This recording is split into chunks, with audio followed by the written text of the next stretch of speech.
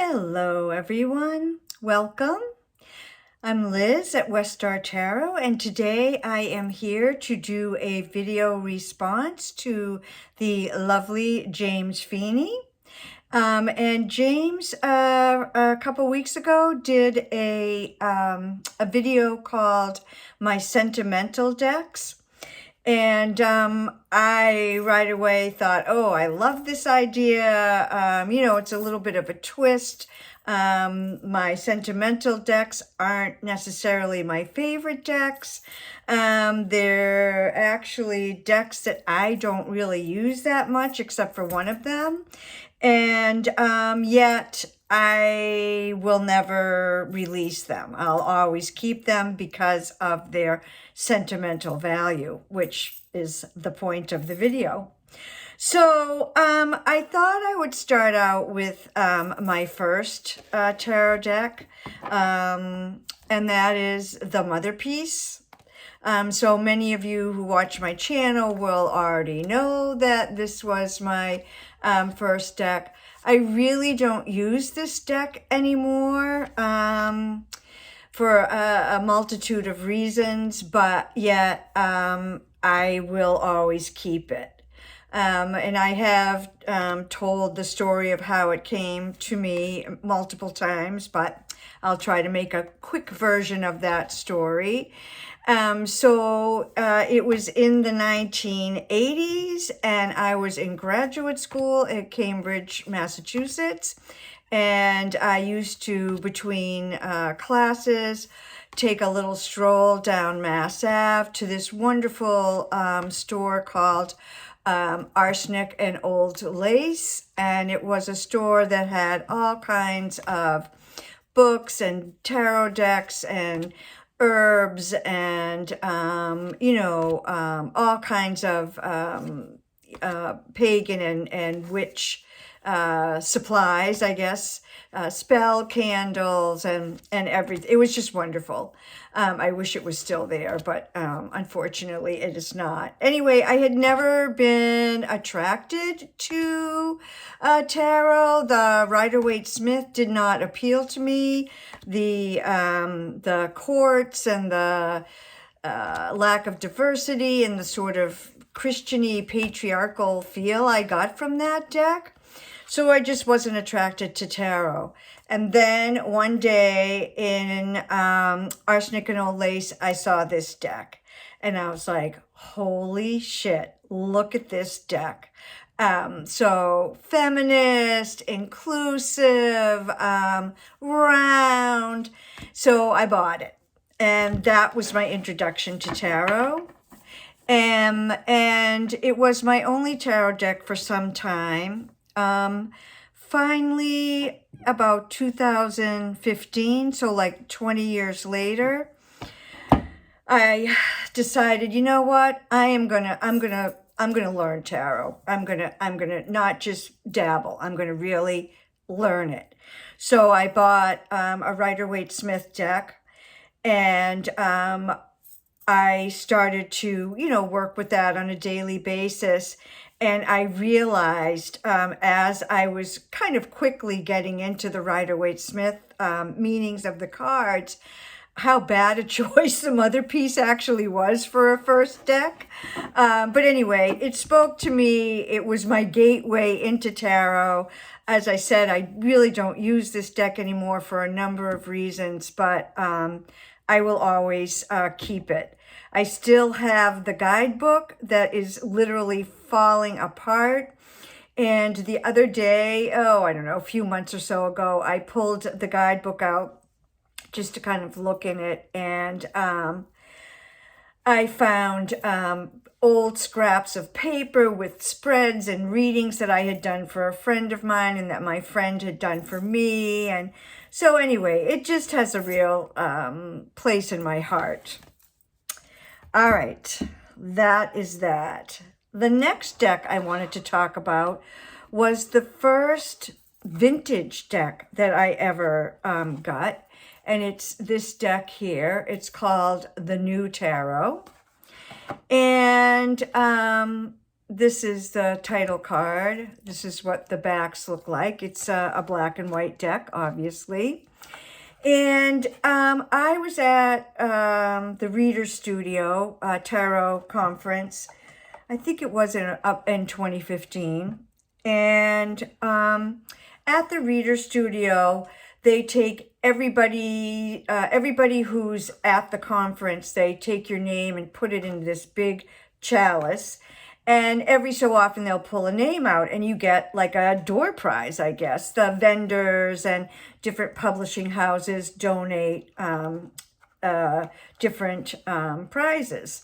So this was mine, the new tarot.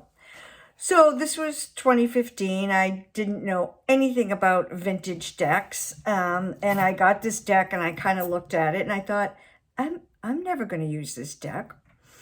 So I went up to the person who donated it and thanked them very much and said, you know, I don't want to take this deck. I'm never going to use it. And so I don't want to take it. And the fellow said to me, are you sure? He said, it's from 1974. He said, it's, you know, it's pieces of paper. It's still intact. He said, you should keep it. So I said, okay, I will, thank you. And I'm so glad I did, because now I get how great it is to have a deck from 1974.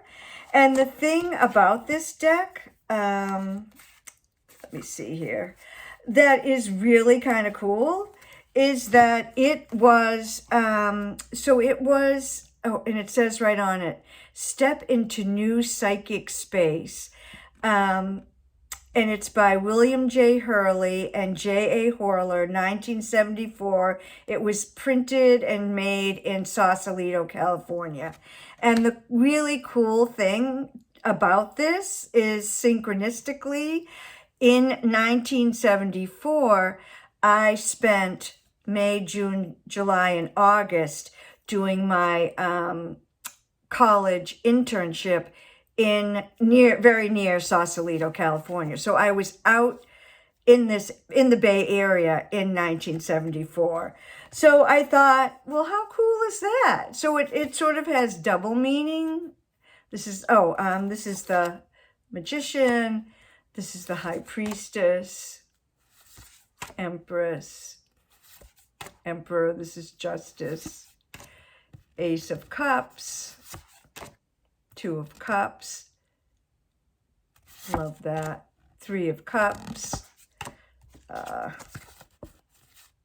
Four of Cups, Five of Cups, and so forth. So it's a great deck, and it was the first vintage deck that I ever came into my collection. And as I said, I wasn't even going to keep it, and then the guy who had gifted it kind of talked me into it, and I'm really glad he did. It's a cherished possession now, and I'm really glad to have it. So the next deck that has sentimental value to me is this one. And it's the Wild Unknown. It's the first edition. And I don't know if I even need to show cards, but... So this deck was gifted to me by my daughter, Naomi, and she gave this deck to me when she was in college and, you know, didn't have a lot of money. So we were, she was home for the holidays, and she gifted this deck to me with the guidebook. And I didn't really know about independent decks so much back then. I was, you know, I hadn't ever seen a deck like this by Kim Krantz. And I was really touched because as a mom, to have your daughter give you something that you're really into and that means a lot to you. My daughter is a tarot reader too now. it really touched me. And I remember later on, I found out how much this deck and book cost. So this was probably, I don't know, 2012, I think. It cost $60, 40, I think, for the deck and 20 for the book. And that's a lot of money for a college student to spend on a tarot deck back then. And so again, it really touched me. And I'm not a huge fan of the Wild Unknown. But this is another deck that will always stay in my collection because I feel very sentimental about the fact that my daughter gave it to me. The next deck is also a gift. And it's kind of funny. I think one, two, three, four of these decks were gifts. So this is the Housewives Tarot. And this was a gift from my husband. And he's not into tarot at all. He is a medium and he does mediumship and so it's not like, he's not into any of the stuff that I'm into, but anyway, we were in England for Christmas one year. And sorry, I'm not sure how that happened. We were staying with a friend of ours who is really like family to me. And that's a whole nother story, and I'll try not to be my usual sanguine Aries self. But anyway, my husband had gone online and somehow come across this Housewives Tarot. And, he brought it all the way from our house in the States in a suitcase to England, and he gifted it to me for a holiday gift. And I love this deck. I just think it's hilarious. And look at this one, Death, Salmonella. It's so funny. Oh, and some people really are offended by this one because it shows a kid getting spanked. But, you have to realize this deck has this real 50s vibe to it. And, as someone who was a young child towards the end of the 50s, people got spanked back then. Sorry, but it's true. I'm not saying it's a good thing, but it's the truth. That was a common occurrence for kids back then. So anyway, this whole 50s vibe is, I just think, hilarious. And, I have the attachment to this deck because my husband was thoughtful enough to find it online, wrap it up, bring it to England, and give it to me as a holiday gift. So again, this is a deck I don't use a real lot, but it is a deck that touches my heart and has sentimental value to me because of the circumstances under which it came to me. The next deck is in this little pouch. And this is the first deck that I ever modified, other than, I have had edged decks. But this is the Robin Wood Tarot. And I'm not a huge fan of this deck. I don't know, some of the artwork, I just don't really like it. And I saw Veronica Jude modify a deck like this. She calls it squaring a deck. And I had seen people trim decks and seen people modifying decks, and I just was afraid to try it because I was afraid I'd ruin the deck. So I thought, I don't care if I ruin this deck. I don't use it. I don't really like the artwork. So I did it freehand. I cut, the first card out, the Fool, and then I just used that as a template.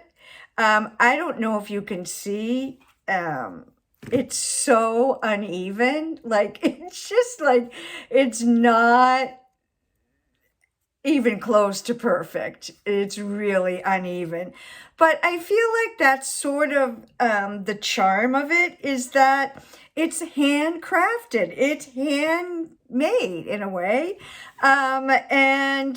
Anyway, I had so much fun working on this deck. I just recently did a video where I was talking about a deck that I made as a circular deck. And the thing about when you round a deck or square a deck, it's much smaller than the original size. And you have to, so here we have strength. So I had to decide to myself, okay, I can't include the woman and the lion. So what am I, what speaks to me in this card? So I chose the lion. This is the high priestess. And I did want to have the moon and the top part of her. This is the Four of Pentacles. And I guess I could have lowered it a little bit, but I still think I couldn't get the feet in too. Death. The devil. So I wanted the chains, the chained people. Two of Pence. So, you know, this was the first deck I ever really radically modified. And it's so little. So let's see. Here's a standard tarot. You can see how little it is now. And that's a kind of cool thing. I could do big spreads with it. I have it in this little teeny pouch. So I can just throw it in my purse. And again, I have sentimental attachment to it because it is the first deck that I ever radically did something to other than just, you know, edging. So last but not least is this Carol Herzer deck. And you're not going to be able to see it. I don't know why the glitter doesn't show up, but the glitter doesn't show up on camera. And this has a lot of glitter. So I have the same deck, the Starlight Illuminated, but not glitter. I always wanted the glitter version, but it's just really, really pricey. And so I thought, well, you know, I already have the one. I don't really need two. And so I just stuck with the one that I had, and I love it. Anyway, I would post with it online, and a tarot friend of mine and would always say to me, what do you think about that deck? How do you like it? And I'm like, oh, I love it. It's so great. It's such a wonderful version of the Rider-Waite-Smith, and it's handcrafted and blah, blah, blah. So this friend of mine said, oh, I really want the glitter one. Let's both get it. And I'm like, I can't spend that much on a deck. I just can't. Anyway, he went ahead and got it. And he loved it, and he posted with it and used it a lot. And then one day I went to my mailbox, and there was a package from him. And I thought, oh, that's funny. I wonder what this is. And I opened it up, and it was this, oh, shucks. I just so wish the glitter would show up, but it won't. Anyway, it was this Carol Herzer Starlight Illuminated extra glitter deck. And I was in shock. I said, what are you doing? I can't accept this gift. This is crazy. And he said to me, I'm done with it, Liz. And it just came to me that it's yours now. So he said, I really want you to have it. Please accept it as a gift from my heart. So I did. I love this deck. I use it all the time. Of all these decks, this is the one that I use probably more than the rest of them combined. But again, I have such a sentimental attachment to this deck because it came from a dear friend, and such generosity, and kindness, and caring. So these are my sentimental decks. I have no idea why my camera keeps scooting around like this. These are my sentimental decks, my most sentimental decks. And as I said, some of them I don't really use, but I can't imagine ever letting go of them. 4 of these 6 decks were gifts, and kind and generous gifts at that. And they just mean so much to me. And so they will always stay in my collection. So thank you, James, for starting this wonderful tag. It really brought me such warm-hearted feelings when I started to think about the decks that I have sentimental attachments to. I am happily sharing those with all of you.